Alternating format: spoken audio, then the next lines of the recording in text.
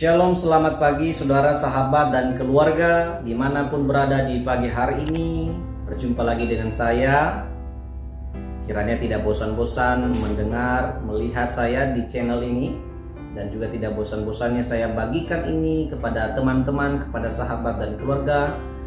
Tujuannya supaya kita semakin bertumbuh di dalam Tuhan dan iman kita semakin diperteguhkan oleh Tuhan. Saudara-saudara, seperti biasa saya akan sampaikan firman Tuhan kepada kita di dalam renungan pagi hari ini. Kita dalam Filipi pasal 4 ayat 6. Baik, kita firman Tuhan di pagi hari ini di dalam Filipi pasal 4 ayat 6. Firman Tuhan berbunyi, "Janganlah hendaknya kamu khawatir tentang apapun juga, tetapi nyatakanlah dalam segala hal keinginanmu kepada Allah dalam doa dan permohonan dengan ucapan syukur." Amin, saudara-saudara. Saudara, berbicara tentang hal khawatir bukanlah hal yang baru pertama kali kita dengar ya. Sudah sering saya bicara juga tentang hal khawatir, tentang hal bersyukur. Namun di pagi hari ini saya ingin berbagi kembali supaya kita semakin dikuatkan oleh Tuhan menghadapi segala bahaya, segala pergumulan hidup semasa kita hidup di dunia ini. Sama seperti satu kisah, saudara-saudara, sepasang suami istri yang baru saja menikah. Setelah mereka menikah menjalani masa pernikahan 6 bulan, ternyata si suami sedang mendapatkan penyakit kanker. Saudara-saudara, penyakit kankernya ini membuat istrinya begitu panik sekali. Bahkan si suaminya yang mengalami penyakit tersebut pun begitu panik. Tetapi ternyata kedua pasangan ini ya, sepasang pasangan ini saudara-saudara, ternyata mereka begitu takut akan Tuhan. Pada suatu hari istrinya yang baru pulang dari pekerjaannya, malam hari ia bercerita kepada suaminya dan melihat keadaan suaminya yang sudah berbulan-bulan juga tidak sehat. Dan istrinya berkata kepada suaminya, "Suamiku, aku sedih melihat engkau begini. Kalau jadinya tadi penyakit ini boleh dibagi, aku juga ingin mengambil atau kita berbagi penyakit itu supaya saya juga bisa merasakannya. Saya kasihan dengan engkau menderita." Lalu dengan spontan suaminya berkata, "Ini bukan penderitaan istriku. Lihat Yesus yang di dalam Alkitab itu. Yesus yang kita sebut sebagai Tuhan itu. Ia menderita demi kita yang berdosa. Ia dicaci maki, ia memikul salib, ia dimahkotai mahkota duri, bahkan ia dipaku di kayu salib. Ini bukanlah hal yang sulit. Ini belum ada apa-apanya seperti yang Yesus alami." Dengan begitu air mata istrinya mengalir, istrinya begitu menangis, dan hari demi hari mereka terus berdoa seperti biasanya. Saudara, Bapak Ibu yang terkasih, ada banyak hal yang kita alami, tapi ucapan syukur menjadikan kita kuat menghadapi cobaan hidup ini. Sama seperti seorang pria tadi yang dalam penderitaan penyakit yang ia alami, ia masih bersyukur kepada Tuhan dan ia menganggap penyakit itu tidak apa-apanya seperti apa yang dialami oleh Tuhan kita Yesus Kristus masa itu. Saudara-saudara, hal yang sama juga Paulus nasihatkan jemaat Filipi. Saat itu Paulus berada di penjara dan Paulus mendengar kehidupan orang Kristen di sana, jemaat Tuhan di sana berada di dalam kericuhan dan juga kekendoran iman. Maka dengan itu Paulus memberikan nasihat-nasihatnya di dalam pasal 4 ini.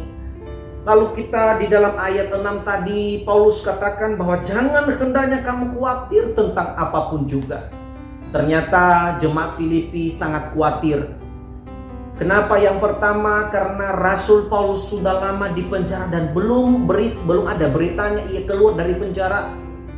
Ditambah lagi dengan adanya pengajaran palsu dari guru-guru palsu.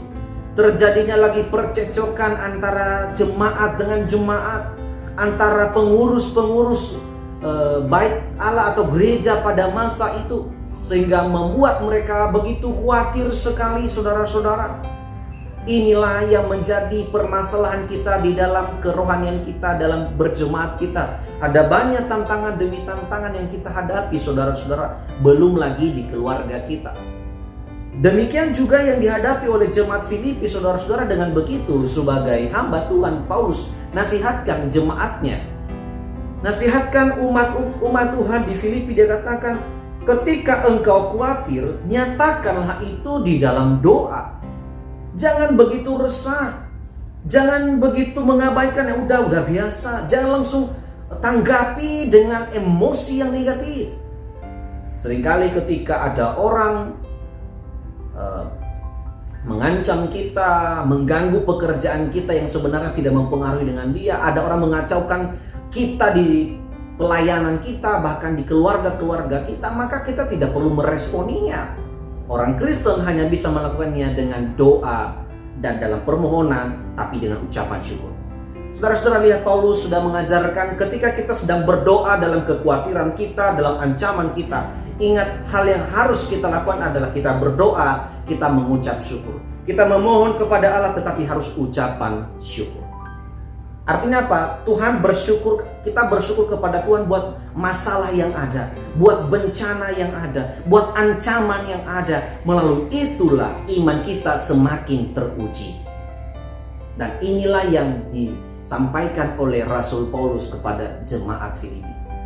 Segala kekhawatiran yang dihadapi oleh jemaat Tuhan di sana pun harus dihadapi dengan doa dan permohonan kepada Allah dengan ucapan syukur.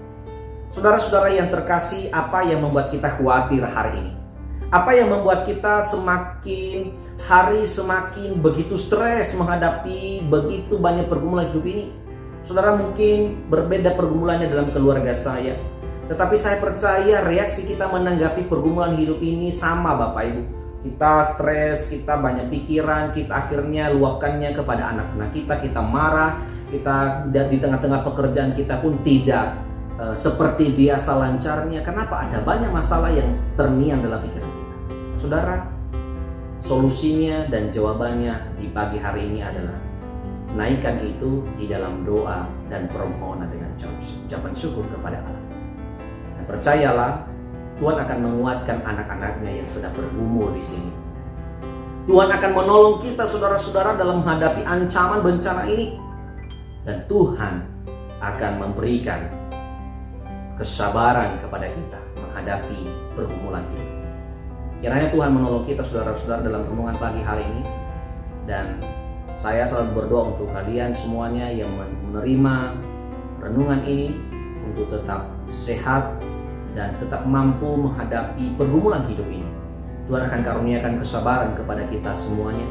Tuhan akan karuniakan kekuatan kepada kita semuanya menghadapi bahaya, kerikil hidup ini, bahkan masalah-masalah dalam keluarga kita. Tuhan dimuliakan dalam setiap iman dan reaksi positif yang kita lakukan menghadapi masalah-masalah itu. Terima kasih untuk saudara-saudara semuanya yang telah bersama dengan saya, boleh dengarkan firman Tuhan, boleh dikuatkan di pagi hari ini. Kiranya Tuhan Yesus dimuliakan dan selamat beraktivitas, selamat berjuang hari ini, tetap jaga kesehatan. Tuhan memberkati kita semuanya. Selamat pagi, Shalom.